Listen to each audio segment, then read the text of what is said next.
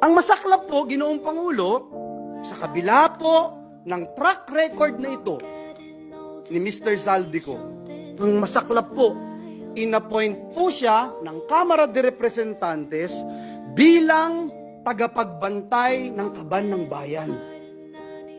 Si Dracula, inappoint mo bilang tagapagbantay ng blood bank ng bayan.